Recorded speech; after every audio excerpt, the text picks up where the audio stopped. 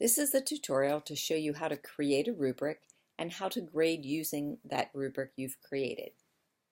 The first thing I'm going to do is log into my course and then turn editing on by either clicking on the button under my picture on the right hand side or going to course administration and clicking on turn editing on.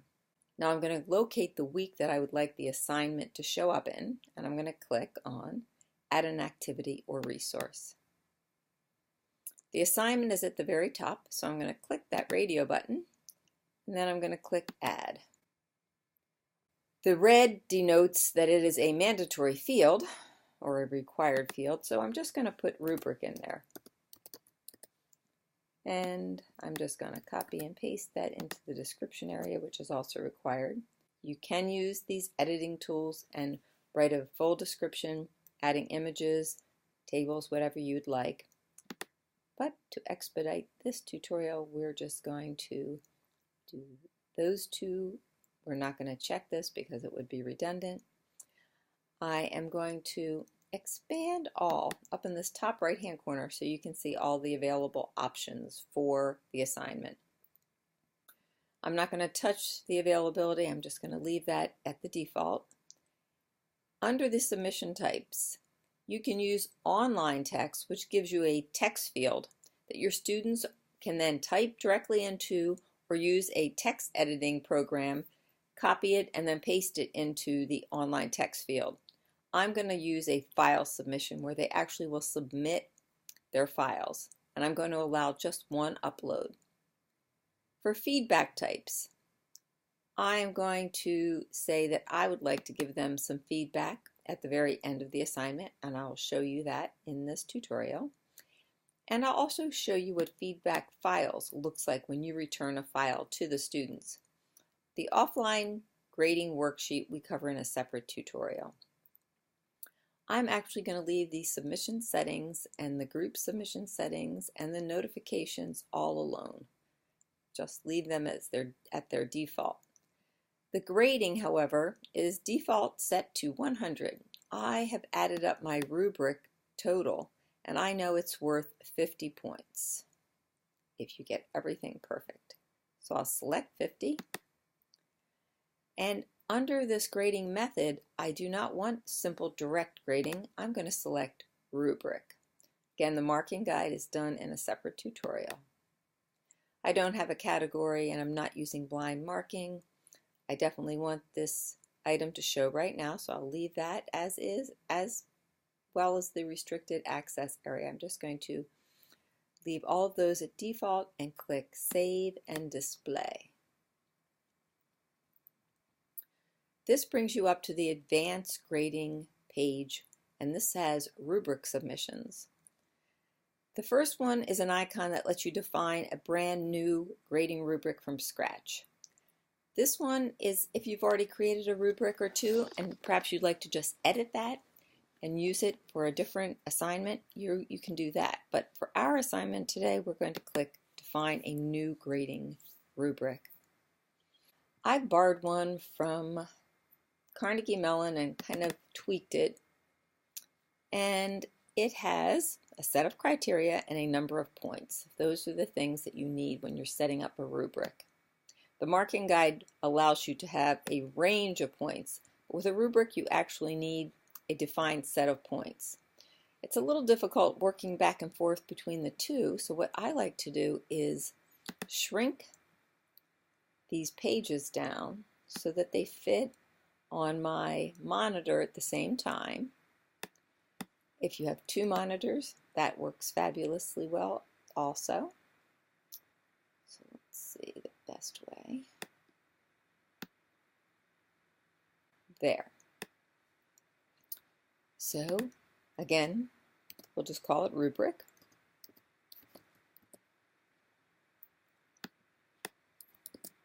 And putting that in for a description. Here the description is not mandatory, but I'm in the habit. So now you have the rubric that you have to define here. The easiest way is if you have this already predefined, you can copy and paste. I'm just going to do one of these levels, and then when I come back, we will let you see how the finished one looks. So So I'm just going to say, for example, the introduction.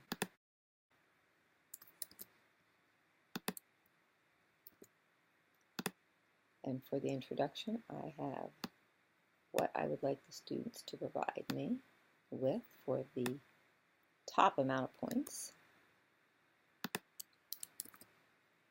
I will put that into that field. Number of points is 5 for that particular item. For a competent job, they have to meet these requirements and they get 3 points. Needs work, we will select text and paste that in, and that is worth 1 point. Now I'm going to add a new level because I have not acceptable work, in which case I'm giving them 0 points.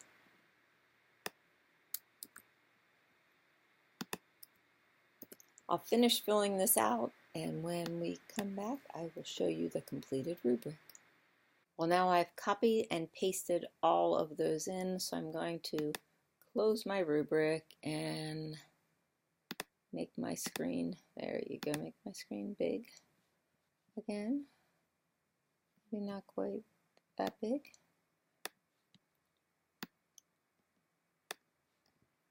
And you can continue to add criteria. I've added just 4. And under the rubric options, the sort order for levels, ascending, or you can put them in descending order. I'm going to leave these all at the default. I think students should have the ability to view before, during, and after how they're being evaluated and graded.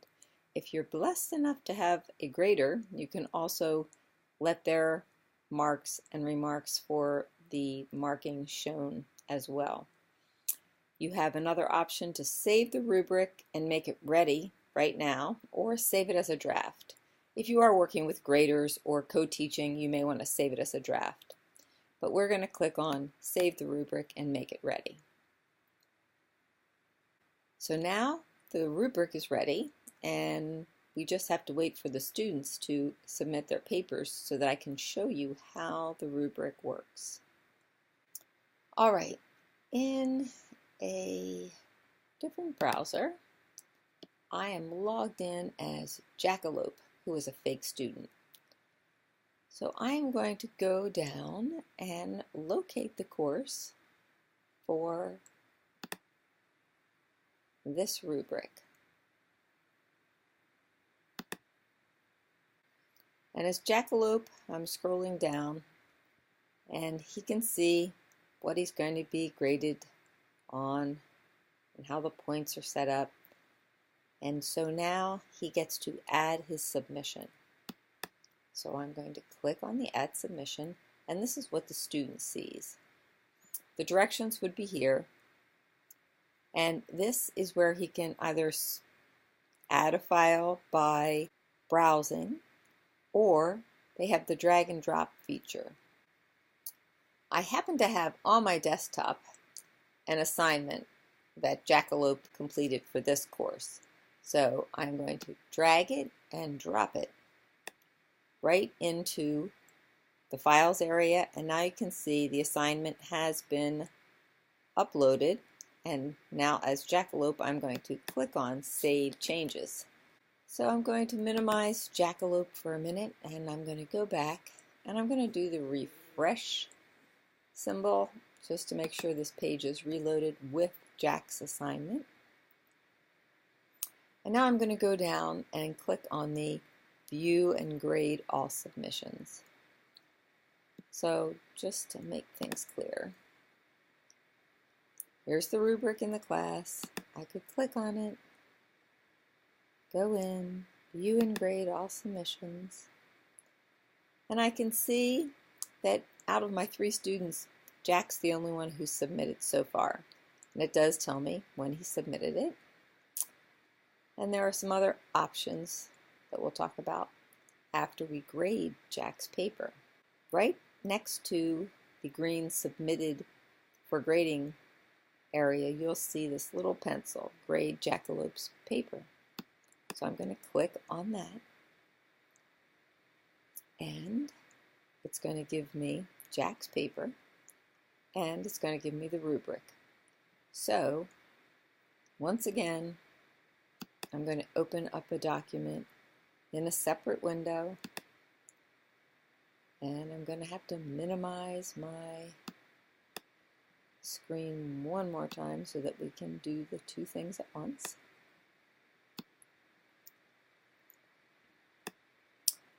So here I can read Jack's paper, and the introduction is one of the things I'm interested in. So his introduction, it's pretty good. It isn't great, so I think I'm going to give him a 3 for that. And I can click on this. In this box, I can tell him why I gave him the 3 or how he might want to improve it. Or I can just go down to the next part of the paper, the research section, and see how he did on that. So going back to Jack's paper, I can read the research section. Research, he was a little vague. So I'm going to give him a 4. And again, I can let him know why, or I can continue down to the conclusion. So let's look at his conclusion. Starts here. It's pretty good. Probably the best part of the paper has been his conclusion, so I'm going to give him 5 points for that. Now his overall rating. I don't think he was that horrible, so I think maybe I'll give him 3 points for the writing. And then I can scroll down.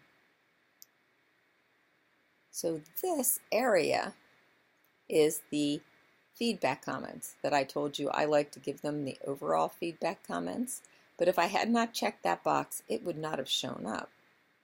So I can write something in there, send him an image, talk to him about another paper, or if I wanted to, I could mark this paper up, highlight it, add comments, and I just so happen to have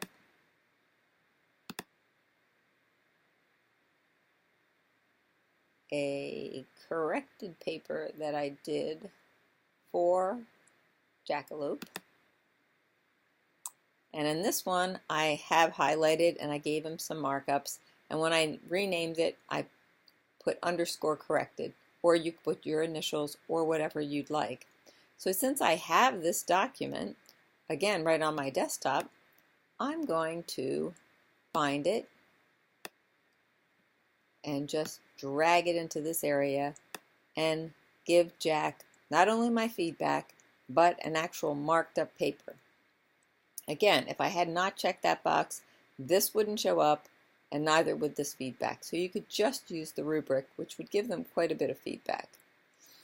So at this point, I can save changes. If there had been other student work done, I could have saved the changes and gone on to the next student.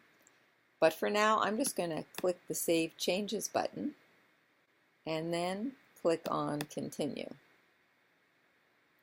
So now Jack has received 30 out of 50 points.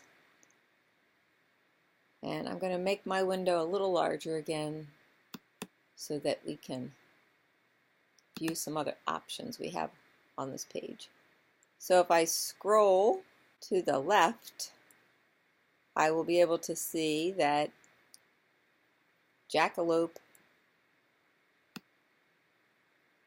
has a paper that I sent back to him, and that is his final grade. Now let's see what Jack sees.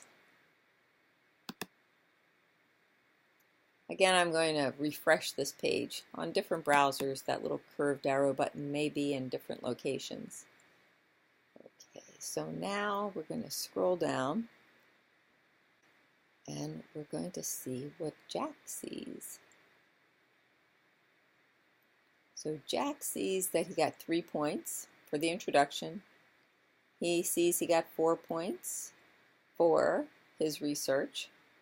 He sees he got 5 points for his conclusion. And he got 3 points on his writing. He also sees that there is a file that he can download and take a look at. I didn't write anything in the comment box, so that did not show up. But it would have if I had put some text in there. So now you can see how your student will see a rubric graded paper, if that's what you choose, and you see the steps for setting them up. I hope this has been helpful, and if you need any assistance for the rubric, the assignments, or any other features in iLearn 2.5, please contact the CAT office by calling 831-582-4648.